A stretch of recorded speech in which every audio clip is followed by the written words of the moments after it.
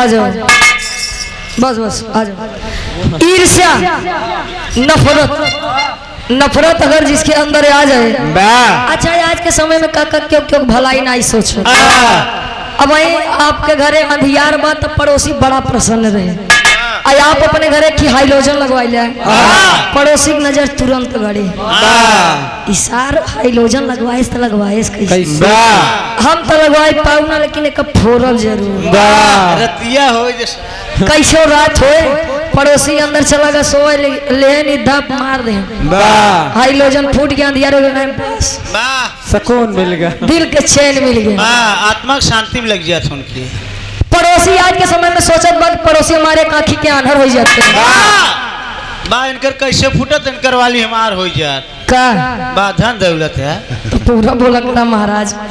इसी ईर्षा के ऊपर कवि का 4 लाइन भूमिका के अंदर भाव है, कैसे?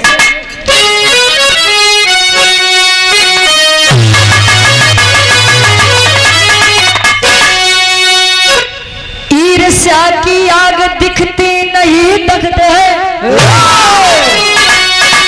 जिसको लगती उसी को जलाती है ईर्ष्या। वृक्ष जीवन का कितना भी मजबूत हो, खोखला करती दीमक सखाती है ईर्ष्या। पाप ईर्ष्या में जो कर गए थे यहाँ, पश्चाताप में उनको सताती है।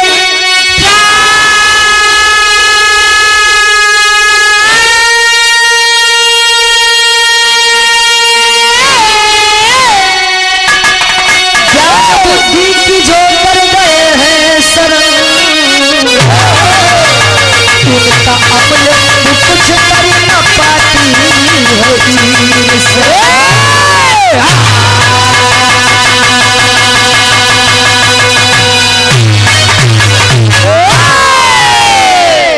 जीवन का आधार कितना भी मजबूत हो, लेकिन अगर ईर्ष्या आ गई, ईर्ष्या में ही लोगों से गलतियां होती हैं, पाप होते हैं। और आप लोग जानते हैं कि पाप का फल एक ना एक दिन सबको भुगतना है। ईर्ष्या आ गई तब, लेकिन ज्ञान बुद्धि से जो जीत गया उसका ईर्ष्या कुछ नहीं कर सकती। बिरहा में आदरणीय हमारे कवि जी आप अमलेंदु आवारा जी, इनका नाम है आवारा, दिमाग की हरकत बा, बहुत सुंदर गजल के भाव देते हैं, कैसे?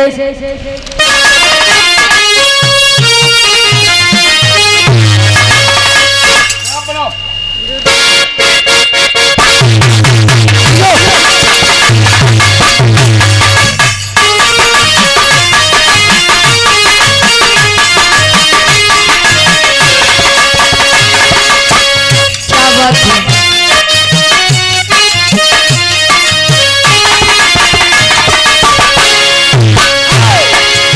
बुद्धिजीवी लोग बैठे एक लाइन पर गौर करिएगा, जमाने की सच्चाई है। लड़का बतावे, सांप जैसे तो दोस्त बचाए, सांप जैसे तो दोस्त बचाए, सांप जैसे तो दोस्त बचाए, दोस्त जैसे तो कौन बचाए, दोस्त जैसे तो कौन बचाए, दोस्त जैसे तो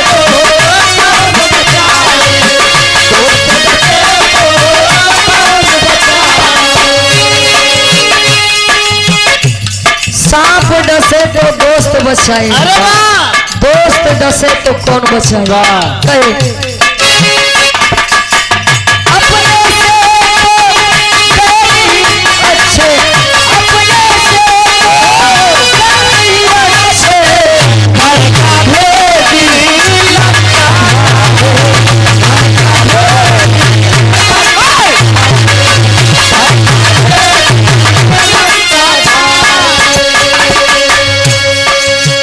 आप लोग जाना था, अगर रावण जी विभीषण के अपन राज न बतौते तो रावण को मार पाना क्या राम जी की बस की बात थी? नहीं थी। इसीलिए आज के समय में अपने भेद आप खुद को भी मत बताइए, दुनिया जान जाए तो जिए ही न दी। लेकिन जन्मदायिनी माँ के लिए है एक लाइन, जन्म दिया जननी कहलाए, जन्म दिया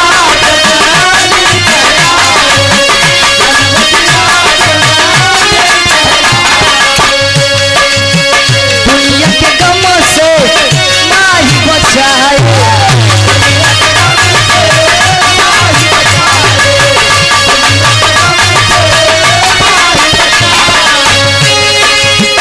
माँ बच्चे का बाप गला दो, माँ बच्चे का बाप गला दो, भला उसे कौन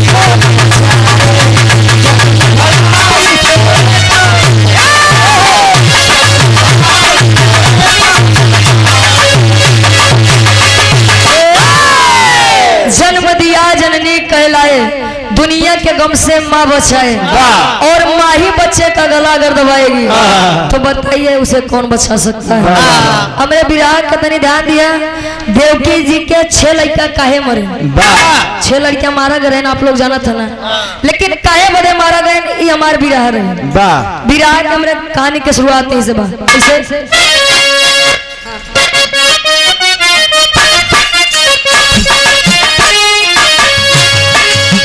प्रजापति दक्ष सुता द्वितीया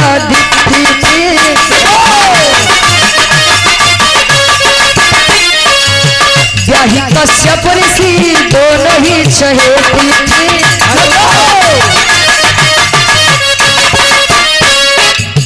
दिति से दैत्य अदिति देव जाया है, देव दैत्यों ने संघर्ष तब मचाया है, दोनों माताएं बच्चे पुत्रों के तब चलने लगी, देखकर एक दूसरे को अब है जलने लगी,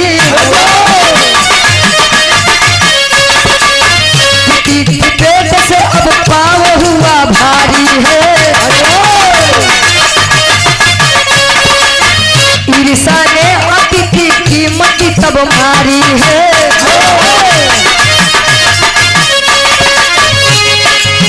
अतिथि ने बुलाया इंद्र को तत्काल सुनो, अतिथि ने इंद्र बुलाया तत्काल सुनो, ध्यान देकर कथा में आगे कहानी,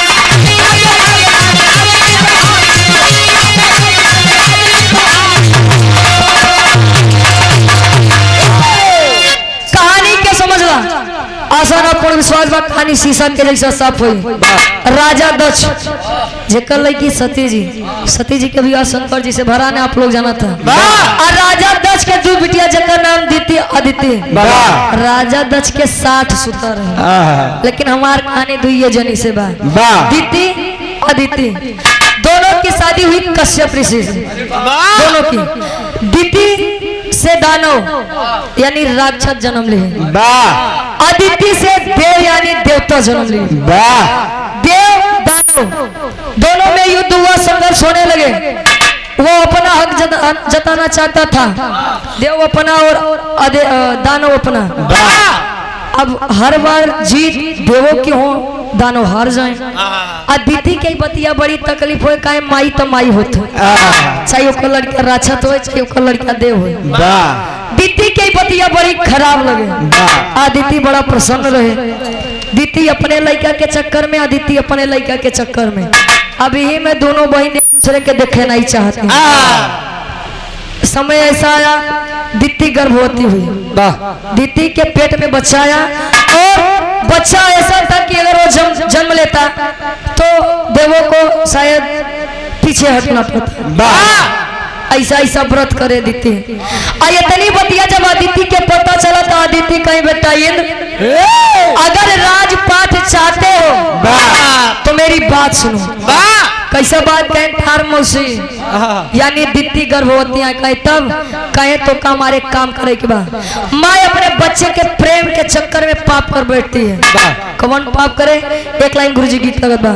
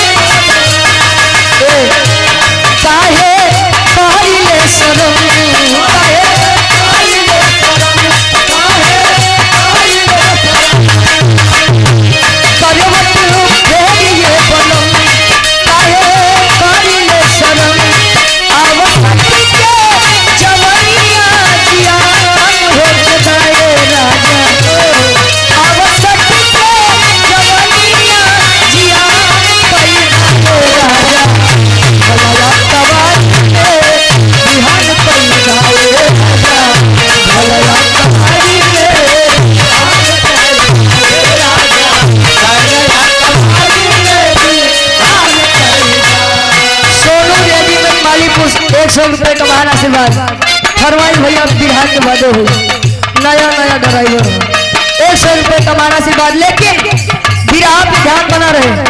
आदित्य अपने पुत्र इंद्रदेव को बुलाती और कहती है काहे सुना ये लगन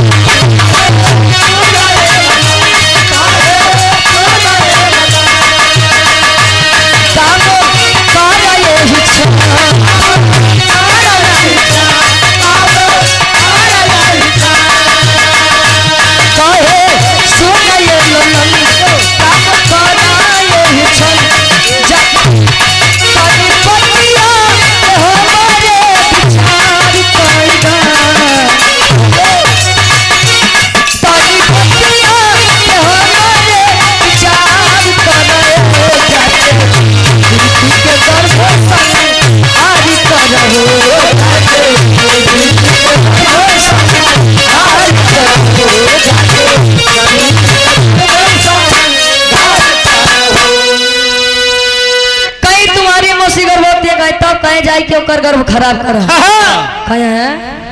मासी का गर्भ काहे? अरे बच्चा बात समझो, जो पुत्र जन्म लेगा इतना बलशाली होगा कि तुम लोगों की दाल गलने वाली नहीं है और देवों का राज बना रहे, इसीलिए तुमको उस बच्चे का गर्भपात करना ही करना है। माँ की आज्ञा पाके इंद्रदेव पहुंचे कहाँ? दित्ती मासी के पास। अब मासी के अंदर कोनो छल नहीं बा, निछल है अपने बच्चों के लिए। इंद्रदेव कहते हैं का खाटी इलाहाबाद तर्ज लगत बा।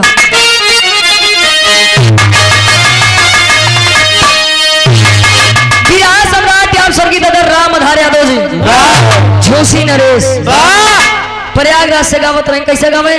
वहां से आप लोग रामदेव गुरु जी के, बुल्लू गुरु जी के बड़ी बढ़िया चर्चा सुना, तनी अपन क्षेत्र वाली सुन लीजिए। गुरु जी गावे कैसे? इन्हीं के गवैया भोजपुरी में लग जाए के बजाई दे आए होए अरे झंगोरा मार झुलनी ए बाबू झंगोरा मार झुलनी काहे सारी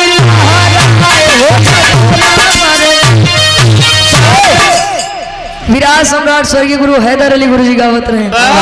आए होए अरे घुसुरी गवा बरधा गासार था कहे घुसुरी गवा बरधा काहे सरी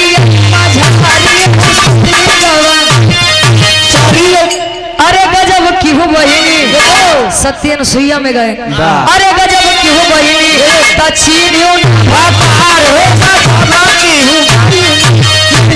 अरे घुमा के गोरी मरलू बिरहा सम्राट स्वर्गीय दादा श्री राम कैलाश यादव जी बात कहते हैं कहे तेरी मेरी आंख लड़ी लोगों ने बदनाम किया काहे दुनिया को बकायदा हम तू अपन काम किया केहू केहू कहे लो मरिया के दोष बा कहीं के गए सूरदास सब नजरिए के दोष बा कोनो चीज का देख के अगर मन में लालच जागत है तो यही की दिक्कत बा। सुधीर भैया कहे राजेंद्र प्रसाद यादव जी मास्टर साहब चितई पट्टी से 100 रुपए का महान आशीर्वाद। कहे अरे घुमा के गोरी मरलू अरे घुमा के गोरी मरलू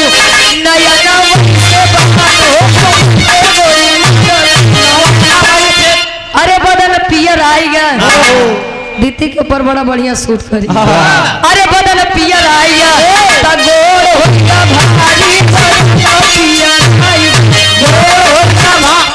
बिरहा पर गौर करेंगे। इंद्र जी जाते हैं दीदी के लगे खेकर वाली हो। अरे टंगिया में टंगिया ए बाबू टंगिया में टंगिया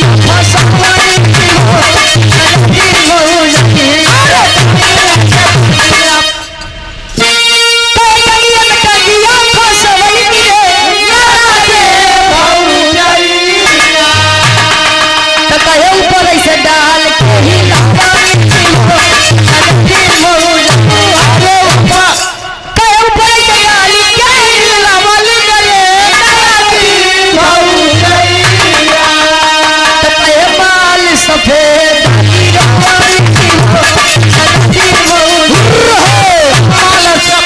माल सफेद गिरवलिन हो अन्यथा जिन ले जाया काका है। हाँ उज्जैन जान के भैया घबराया मत। हाँ पहले के काकी दादी अरे भोरारिया 4 बजे उठ के जाता पे बैठे गेहूं पीसे तब जाके तो रोटी खाई के मिलत रहे। काल वही गेहूं जब डावे तो मुट्ठा पकड़ के जब घुमावे जब कुछ देर हिलावे तब उज्जर उज्जर गिर जाए, तब वही सफेद सफेद आटा गिरे तो रोटी बने तब परिवार के लोग बैठ के खाए। वाह ई मतलब रहा अरे वाह। दो अर्थी भाव बा। वाह। लेकिन बिरहा पर गौर करिया। रिया रेस्टोरेंट के प्रोपराइटर जितेंद्र यादव भैया जी समाजवादी गीत फरमाइश बिरहा हो जाता तब फरमाइश हुई कहे अरे दीदी के समनवा ए बाबू दीदी के समनवा इंद्र पहुँचे जाई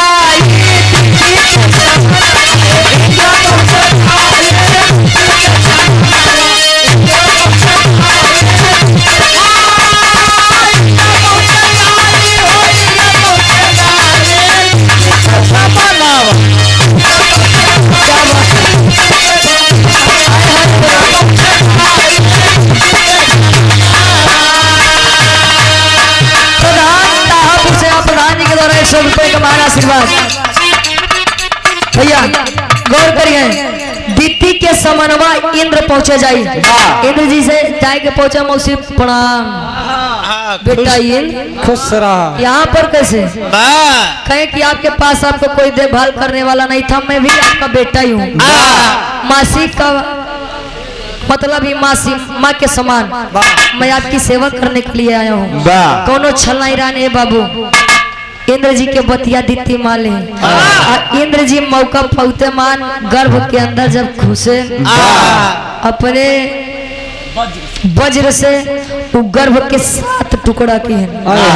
7 5 2 7 हाँ नहीं क्यों समझ ला 60 कहा 7 5 और 2 7 टुकड़ा किए तो टुकड़े मरे नहीं बल्कि रोने लगे। और जब रोने लगे तभी इंद्र जी ने एक टुकड़े के 7 टुकड़े किए। 7 टुकड़ा तो रहेगा, एक टुकड़ा के 7 टुकड़ा 7 7 49 क्या 63 बोलत है। बारे पढ़ा लिखा है। हाँ लिखा पढ़ा है। वाह कहाँ पढ़ा है भाई? आड़ी बाड़ी में 7 7 49 49 टुकड़े जब हुए तब दीदी के बड़ी तकलीफ है। जिस माँ के बच्चे को दुनिया में आने से पहले ही अगर छीन लिया जाए तो उस माँ पर क्या बीतती है आप लोग समझ सकते हैं। और जब इतनी बात हुई दीदी क्रोध में लाल हुई। दीदी यहाँ रोवत बा अदिति आई के हंसत बा। अब भाई आपके चोट लग जाए गिर जाए आप रोवत आ के वो आई के हंसे। अरे यार तू तो गिर गया। अच्छा बच्चे भैया सुधीर नहीं वहां तो गिर जाता जान से लगा तो खून कपारे सवार जन में उतार ले। हाँ गाले जूता लगी चप्पल इसमें। हाँ जब अदिति आई के हंसत बा दीदी रोत बा तो दीदी के मन में बड़ा क्रोध जगे। क्रोध से जब आंख लाल हुई दीदी कहती है क्या कही तेरी के भाव में कभी नहीं कहते। डॉक्टर लाल देव यादव जी आजमपारा से कजरी के फरमाइश बा अपन अपने प्रतापगढ़ के बाद बताओ बस तनी के देर रुका रहा बस तेरी के भाव में कभी नहीं कहते। अरे बचाई के कर्म के फल से अरे बचाई के कर्म के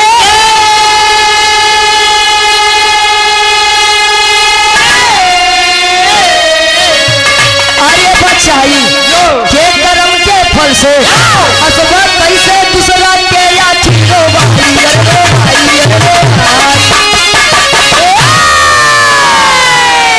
बचाई के कर्म के फल से हसबा कैसे दूसरा के आँखी रोई। आज आप उनको रुला रहे हो तो खुदा के घर दे रहे लेकिन अंधेर नहीं है। कल को आप भी रो सकते हो। दीदी क्रोध में अदिति अपनी बड़ी बहन से कहती है का कहे चौक हमें लिखत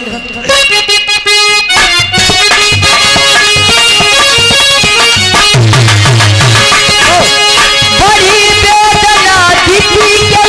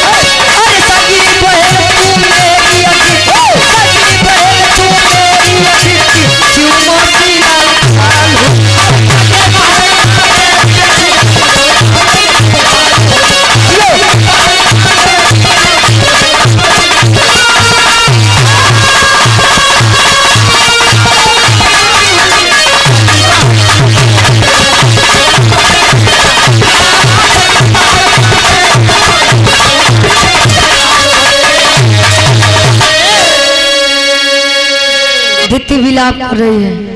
अरे वाह रे दित्ती, तू तो मेरी अपनी बड़ी बहन थी, तू भी तो इस बच्चे की मासी होती, और मासी का मतलब तो माँ के समान होना होता है माँ, और तूने उस रिश्ते को ही कलंकित कर दिया। अरे वाह, अपने स्वार्थ के लिए तूने मेरे गर्व का बात करवा दिया। कहे कि जो किया मैंने अपने बच्चों के लिए किया। कहे अच्छा, एक माँ की तकलीफ जानती हो? माँ अगर अपने पे आ जाए तो उनके सामने अगर काका भगवान भी आ जाए तो भगवान को भी पराजय कर देगी अपने बच्चे के लिए। कहे तूने मुझसे मेरा बच्चा छीना है ना, जान तुझे श्राप देते हैं। कौन वाली? इंद्र के राजपाट को छीन जाई। ये तो इंद्र के श्राप रहन, लेकिन हमार श्राप तो के बा। कौन श्राप बा? बिरहा के आखिरी गीत लगत बा।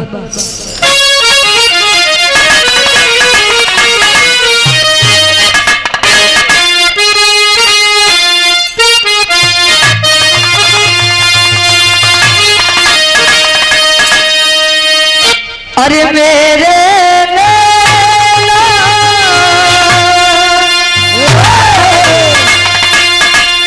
अरे मेरे नैना सावन भादो,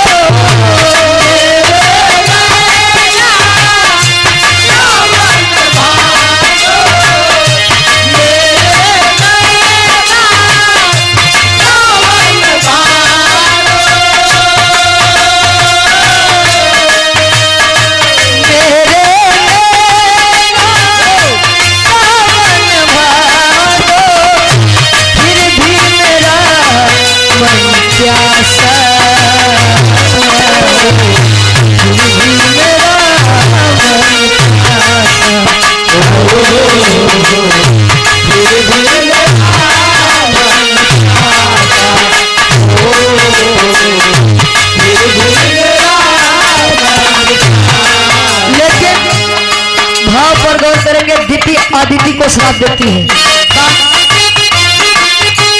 साथी खंड के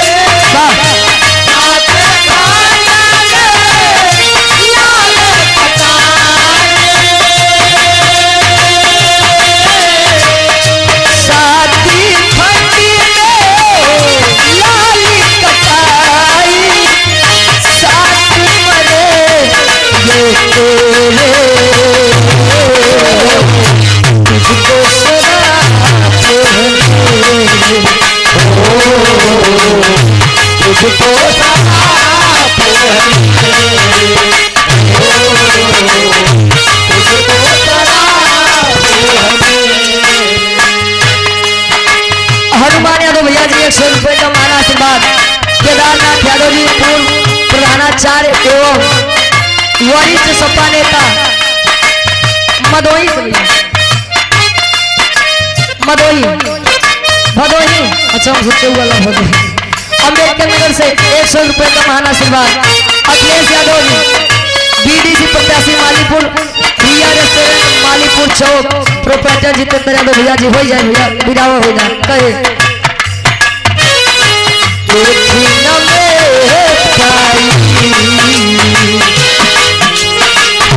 लाली की परी छाई,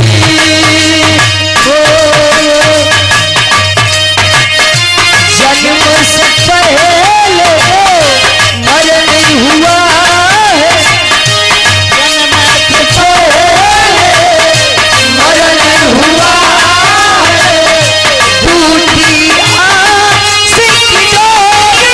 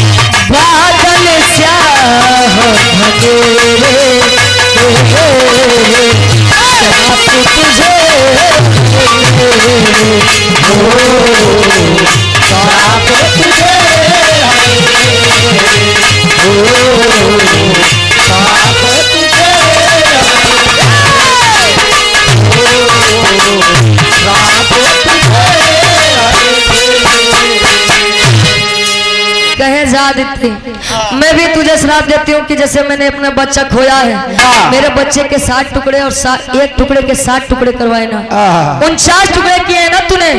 जहाँ तुझे श्राप देते हैं कि तू अपने 7 बच्चों को खो देगी। इतनी बतिया जब अदिति सुने तो दिति के गोड़वा गिर के हमसे गलती हुई है। मैंने अपने बच्चे के मुंह में आकर के अपनी गलती स्वीकार कर ली। एक माँ आप हो, एक माँ मैं हूँ। आप अपने एक बच्चे का दर्द नहीं सह सकती तो मैं 7 बच्चे का कैसे सहूंगी। अदिति बिलाप करे, दिति के दया आई है। दया आ गई, कहे अच्छा श्राप तो मैं वापस नहीं लूंगी, लेकिन इतना कह सकती हूँ कि मैंने अपने एक बच्चे के रूप में 7 टुकड़े खोए थे, तो तू अपने एक बच्चे को नहीं बाकी 6 बच्चे अपने खो देगी। इतनी बतिया जब कहे, और समय ऐसा आया द्वापर युग, द्वापर युग जब आया तो वही अदिति देवकी के रूप में जन्म ली। देवकी के साथ भाग का आप लोग जाना था, कंस जी कारागार में बंद किए। भवा का पापट के भाव में कभी लिखा था,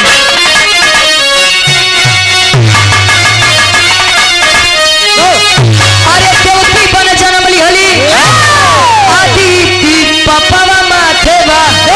अरे देवकी बन जन्म ली हली अदिति पापवा माथवा बा, तो पीछा छोड़ नाही बाटे सपवा पापवा माथे बा।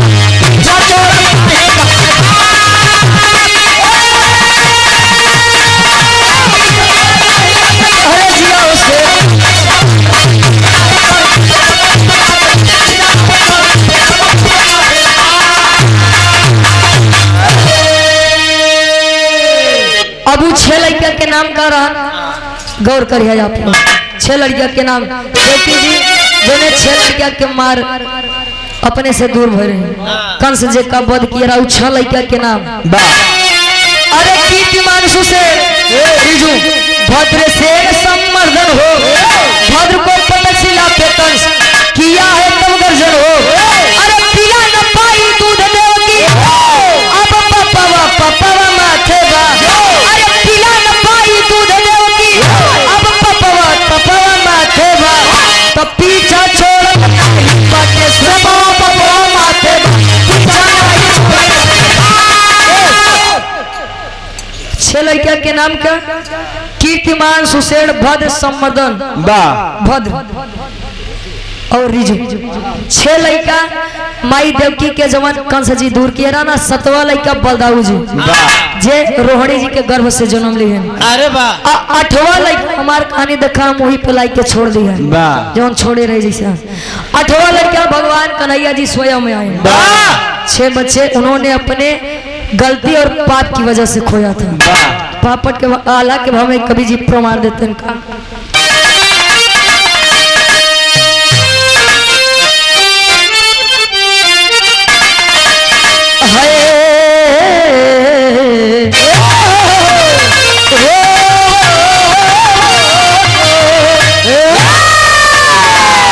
अरे देवकी के गोदिया के 6 हो रतनवा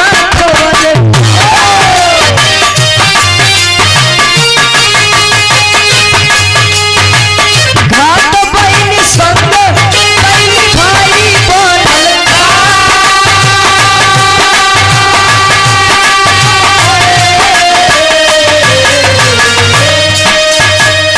सतवे के भी नहीं दूधवा पियावे पगली।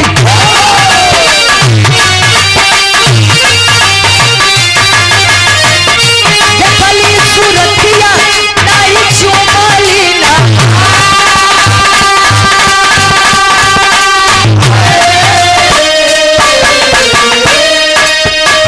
अठवे यादु नंदन के सो माधव अवतारी भइले।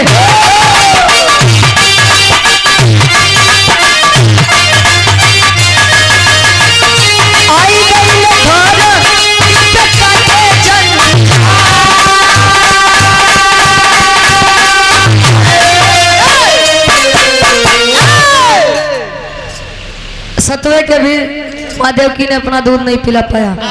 और 8वें यदुनंदन केशव बिहारी आप कान्हा जी का जन्म हुआ।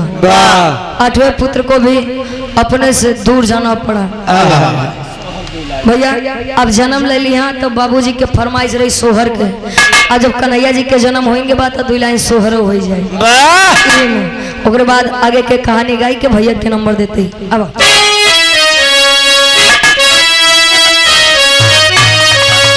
क्या बात है।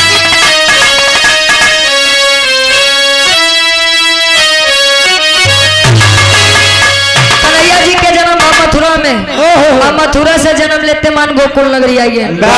मथुरा में तो बधाई नहीं बाज पाऊंगा, लेकिन गोकुल में भैया गोकुल में यशोदा मैया घरे बधाई गीत सोहर गीत करवाओ थी। कैसे दादी हरेगा मैं कैसे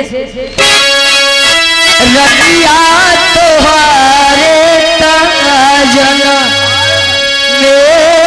ललनावा गजब निकला गई हो।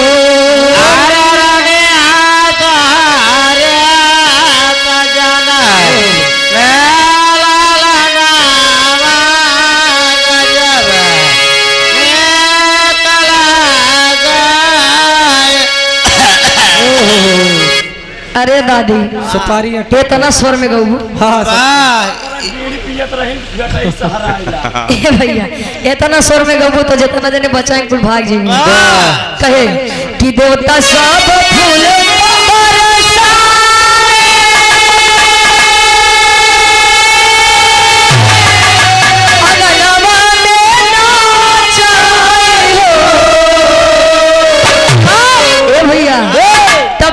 बदारी के बरस सब गई हो।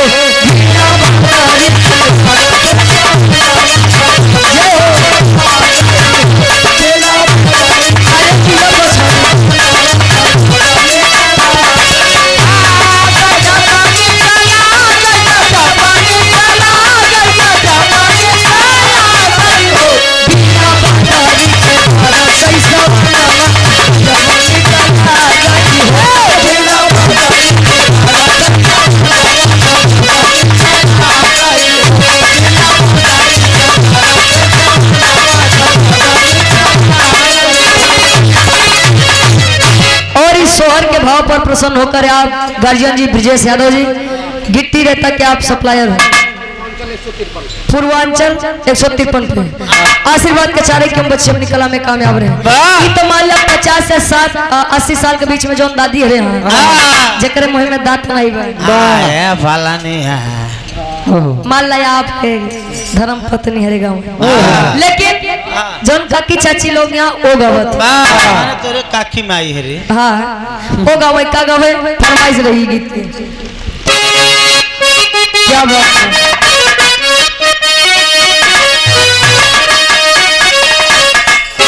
अरे भला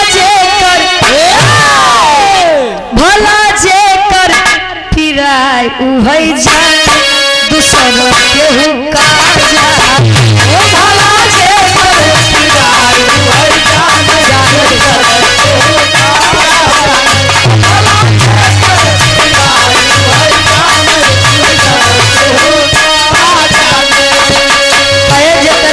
फटी बेवाई जाने पीर पराई। दुलैया बतावे सासू न जाने नदियो न जाने सासू न जाने नदियो न जाने सासू न जाने नदियो न जाने जब करे ऊपर 12 मास रे जब करे ऊपर है जान सब के हुक्का जान जब करे ऊपर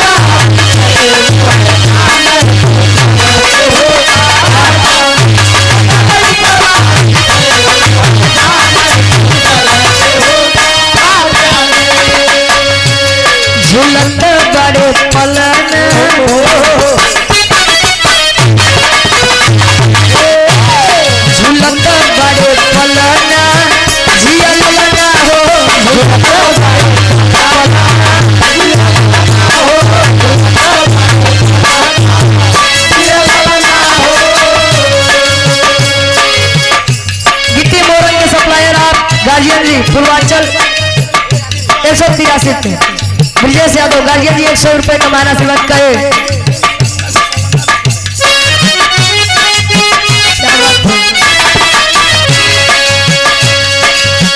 माई यशोदा जियन धन लुटावे, माई यशोदा जियन धन लुटावे,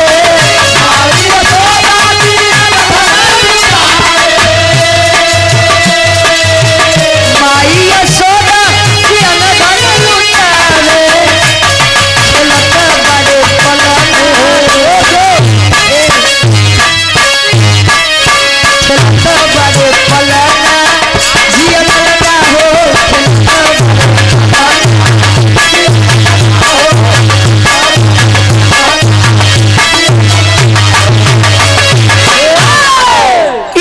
सोहर जब लड़का पैदा होता तब अब कहानी पे आई जाए। 6 लड़का खो दिए, 7वां बलदाऊ जी, 8वां भगवान कन्हैया जी, श्राप की वजह से, अपने पाप की वजह से। अब हमारे एक छोट सा प्रश्न सुधीर भैया से नहीं भाई भैया जनता से बा। अब आप लोग चाह तब पकड़ के गवाइया, ना चाह तब ना गवाया। पकड़ के गवा, मन करे तो लड़के गवाए। अरे महाराज जैसे गार्जियन जी बताए कार्यक्रम के आयोजक साहब की रुचि कहानी जहाँ से छूटे वहीं से उठाया, मुकर बात किया। हम अपने तरफ से कोशिश तक किया, अब लही गया तो ठीक है, नहीं लहा तो आप लोग अपन लड़का बच्चा समझ के माफ किया। खड़ी के भाव में कभी लिखते हैं का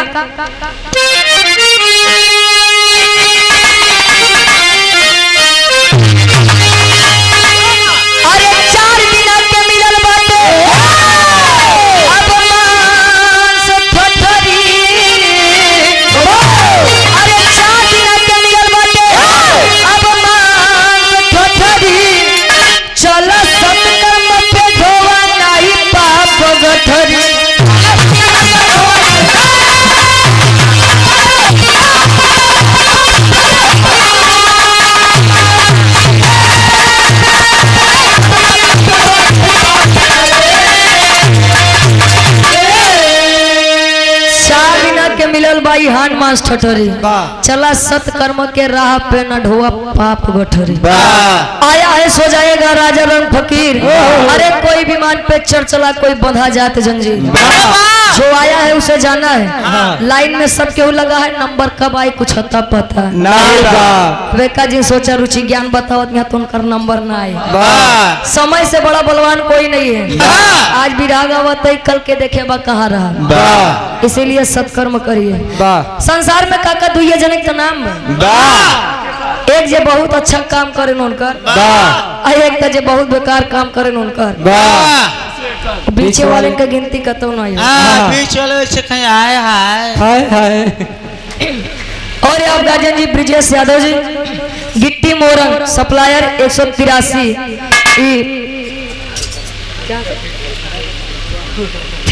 थेलारा से 100 रुपए का मान आशीर्वाद। आखिरी भाव आप लोगों से सवाल बा, सवाल सुनिए।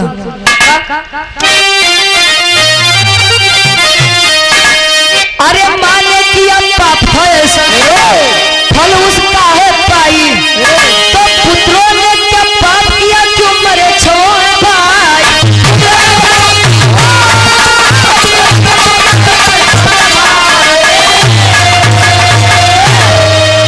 अरे छो भाई की गाथा, अरे छो भाई की गाथा बाकी क्या उस पे गुजरी, तो चला चला सत्य के राह पे न ढोए अब पाप गठरी। माने तो पाप किया था इसलिए उसने अपने 6 बच्चे खो दिए, लेकिन उन बच्चों ने क्या पाप किया था जो वो बच्चे 6 वो अपना जीवन नहीं जी सके। क्यों? क्वेश्चन मार्क बा, प्रश्नवाचक बा। आप लोग बुद्धिजीवी विचार किया, अगर कहानी समझ में आई हो तो विचार किया, ना समझ में आई हो तो कहानी की माफी चाह, अपने तरफ से पूरा कोशिश किए भैया। आखिर में खानदान के परिचय गुरु गणेश का बिहारी स्वर्गीय प्रसथा